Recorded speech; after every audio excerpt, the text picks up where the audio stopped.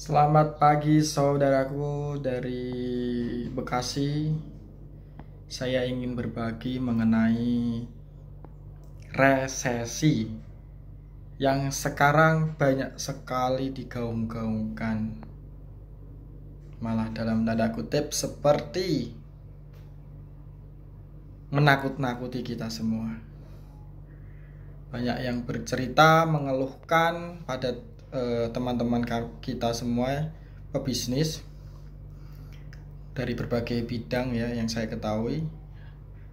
Ini daya beli masyarakat menurun di marketplace yang menjadi salah satu kanal mereka berjualan, apakah yang oranye, hijau atau yang lain, itu semuanya menurun drastis. Lalu bagaimana?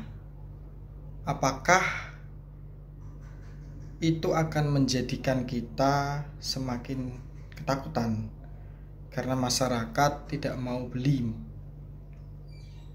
Kalau menurut saya sih simple. Yang namanya kebutuhan ditahan-tahan pasti akan meledak. Misal nih, kita ada kebutuhan beras. Ya, kita sudah ini sebagai contoh saja ya. Kita butuh beras. Kita udah beli banyak. Misal kita punya stok lah cukup. Di kondisi yang resesi ini, kita tahan-tahan untuk kita beli beras. Sehingga yang awalnya rutin, kita 1 bulan itu nyetok beras 100 kilo untuk kebutuhan kita. Kita tidak lakukan itu sampai benar-benar habis beras itu, baru kita cari. Maka jika semua orang melakukan hal yang sama, yang terjadi adalah ledakan kebutuhan. Itu lagi satu contoh ya, satu contoh bidang ya. Begitupun di bidang-bidang yang lain. Misal saya ini di pupuk ya, di pertanian. Sama, jika ditahan-tahan kebutuhan itu, padahal memang ada kebutuhan yang cukup esensial untuk kebutuhan tersebut, tidak dibelanjakan, maka akan terjadi ledakan.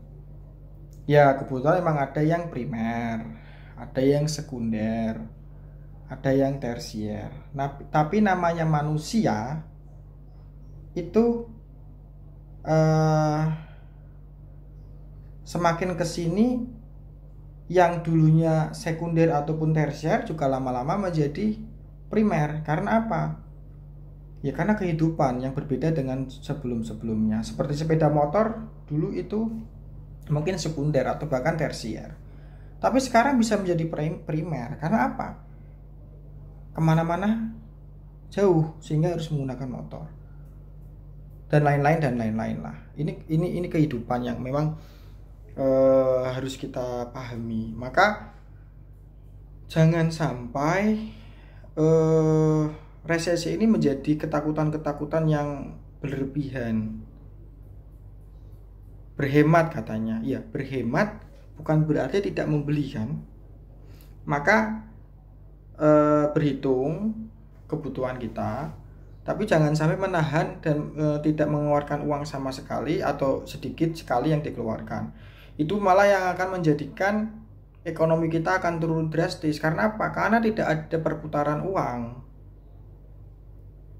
Jadi nilainya malah akan terus menurun gitu. Jadi teman-teman semua dimanapun berada, mari kita hadapi resesi ini dengan tenang. Karena apa? Ya kehidupannya begini. Kita kemarin sudah belajar menghadapi COVID. Selalu akan ada tantangan-tantangan baru. Kalau yang terjadi adalah ketakutan-ketakutan yang dibuat berlebihan, maka kita tidak akan pernah menjadi orang yang kuat.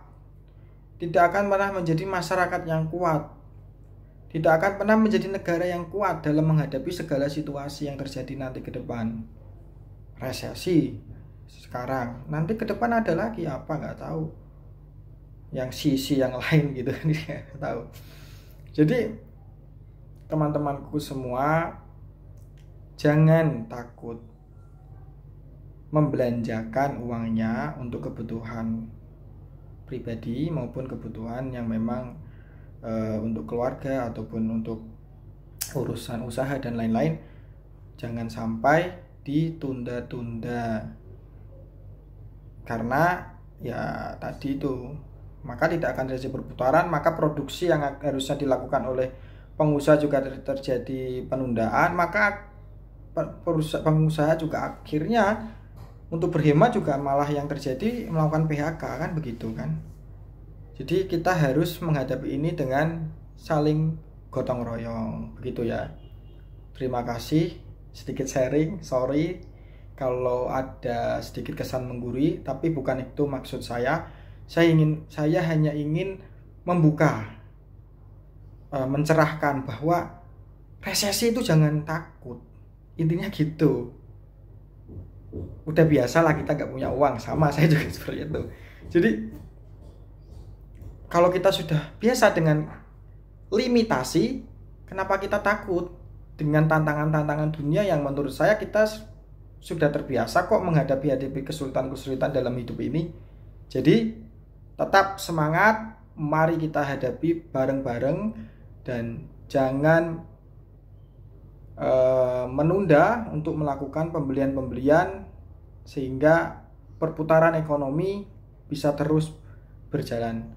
Terima kasih. Wassalamualaikum warahmatullahi wabarakatuh.